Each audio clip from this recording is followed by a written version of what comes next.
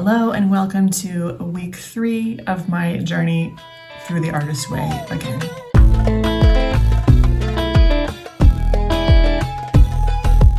So as I'm coming to you right now, again, I'm in the same outfit that I just posted a week ago with the recap of week 2. I'm recording the introduction to week 3 now. So I'm recording this without having read week 3's text yet because I was just wanting to be fresh and let you know what week 2 was all about and how that went. And I'm going to introduce week 3 to you now and then, come back to you at the end of the week to say how it actually all went and what sort of growth this week contained. So let's dive right in. Week 3 is called Recovering a Sense of Power. Again, as I'm going through this book this is my 3rd time going through the Artist's Way, I'm trying to really focus on the theme of each week. I think the first 2 times that I went through this, I really was just focused on the morning pages and the artist date, and that was all fine, all well and good, but I'm wanting to dive into the themes of the week a little bit more just to see what that is like. So for week 3, I find it so interesting. She has these little introductory bars over here that kind of says what to expect. And certainly Julia Cameron is the expert, has taken so many people through this journey. So when she says you might experience this week, she's not just saying based on my own experience. She's saying based on all the many, many students who've gone on this journey with me, these are some things that might come up. So here we go. This week may find you dealing with unaccustomed bursts of energy and sharp peaks of anger, joy, and grief. Woohoo. You are coming into your power as the illusory hold of your previously accepted limits is shaken. You will be asked to consciously experiment with spiritual open-mindedness.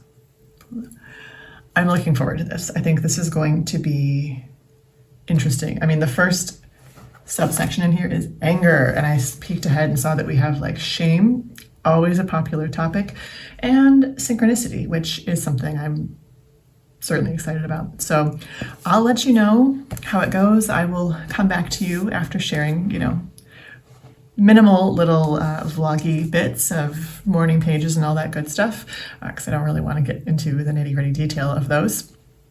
Not only is it against the rules, but they are only my business.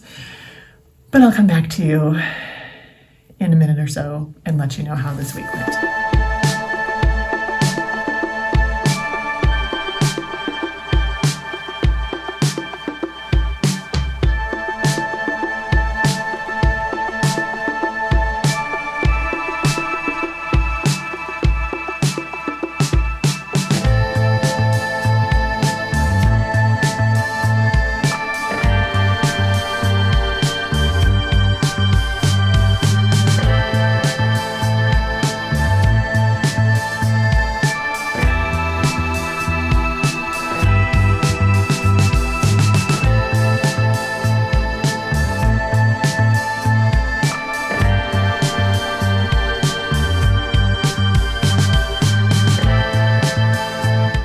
Welcome back. Here we are. It's been a week and we are done with week 3, Recovering a Sense of Power.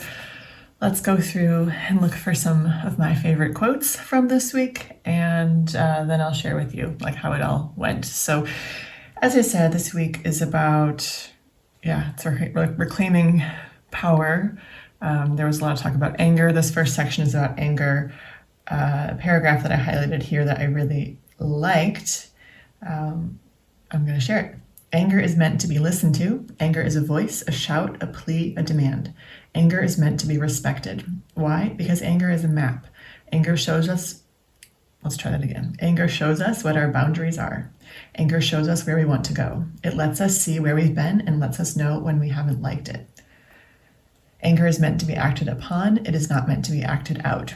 I really like this. It really resonated with me, with the feelings of frustration or anger that come up that we are so tempted to shove down, but that are important, relevant information that tell us, no, you don't like this. You should probably say something instead of putting on a nice face and pretending it's all okay.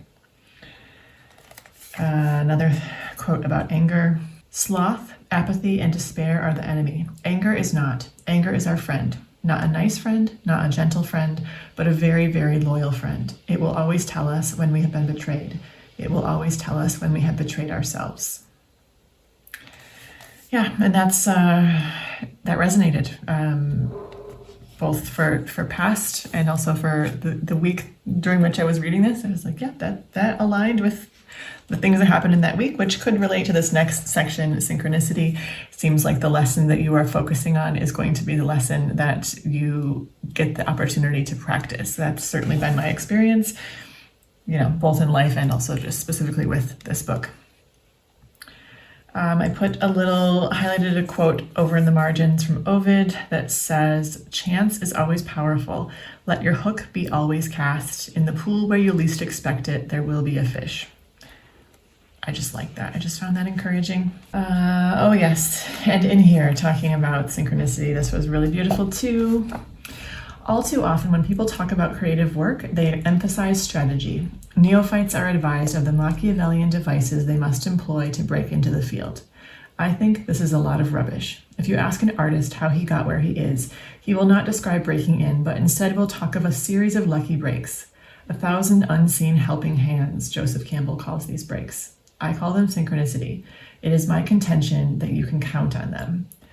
And another later on, following up on that, she says, "We like to pretend it is hard to follow our heart's dreams. The truth is, it is difficult to avoid walking through the many doors that will open.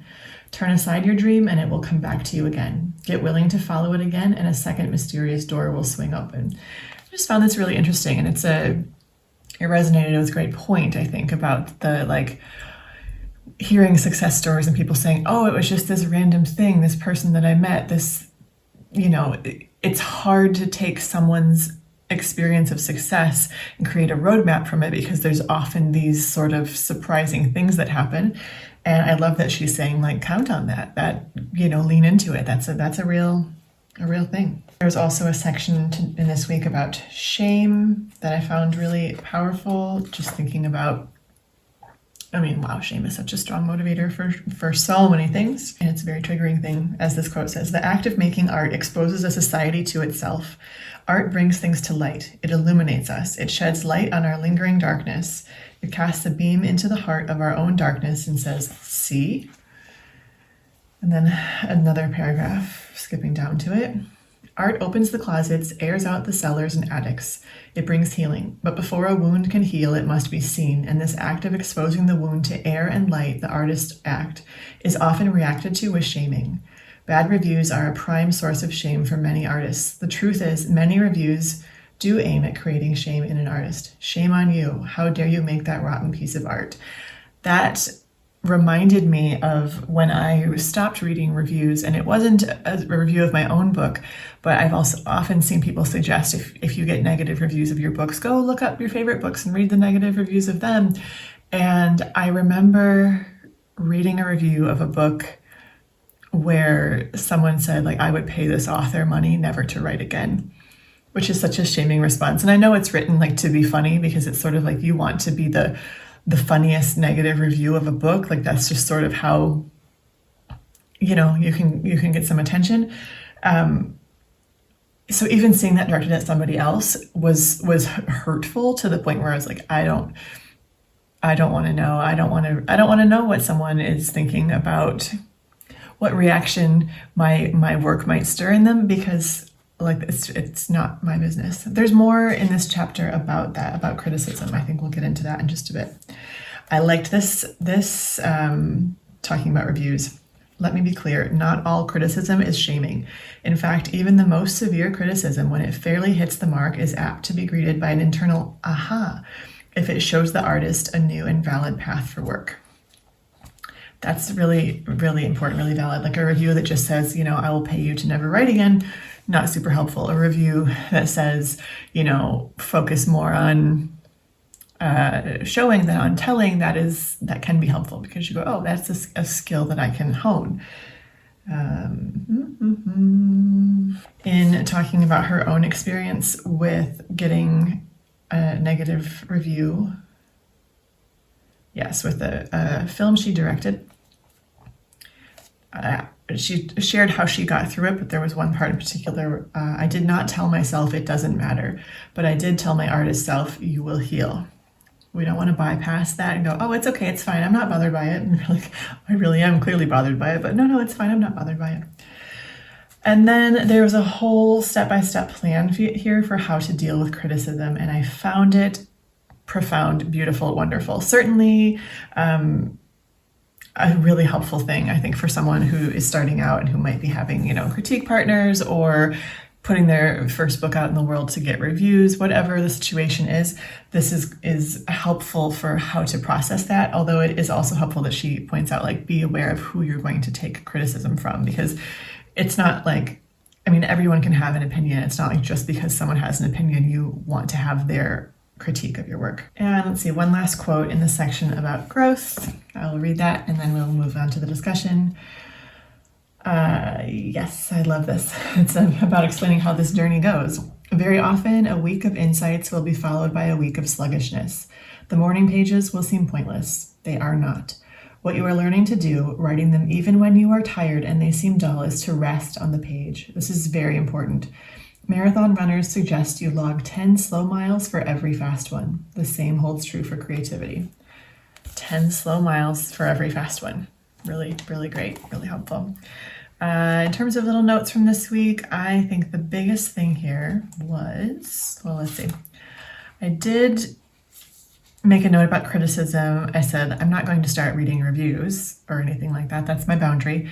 But keeping those steps of hers in mind, when I receive the sort of critique that I open myself to, the sort of thing that I am willing to hear, the people that I share early work with. So that was helpful. That was great. There was an exercise within the text about detective work, like noticing some reactions to things from childhood stuff. Found that helpful. I did a task about habits and noticing the things that I would like to prioritize and haven't been, and how do I want to bring that in. I do find the exercises I'm putting down in this book, I sort of write them and then forget about them, and I don't think that's a problem. I think it's totally fine to revisit them later if I feel like it, or again, just to keep trusting the process of the morning pages and the artist date, because I can certainly feel the effect that it's having. In terms of both of those things, morning pages have been going well. I did, for the very first time in my entire experience of doing the artist way, I missed a day of morning pages. I could give you the excuses of why it happened, that there was a power outage and we had guests and blah, blah, blah, blah, blah. The fact is, when I finally had, my workspace and electricity and all the things that I needed, I still could have gotten it done. I would have had to stay up 20 minutes later, but I still could have gotten it done. And that day I was like, I just got to do what I got to do. And it's fine. And I'm not excusing it, but I was so happy to get back to it the next day. This week for my artist date, what I did was create sort of a vision board. I wanted to create a desktop background for my computer because I had something there that wasn't meaningful to me anymore.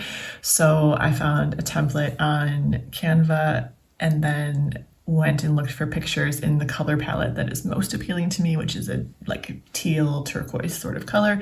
Found lots of pictures there that were just, inspiring, like lots of sea colors and warm cups of cozy beverages and beautiful doors and just things that all resonated with how I feel, how I want to feel, things that I want to bring more of into my life. So that's nice to have that on my computer looking at me every time I sit in front of it, which is a lot of time. So that is it for week 3. I will, as always, link the playlist and the book, and I will be coming back to you in a week with week 4. So I'll see you then. Stay tuned.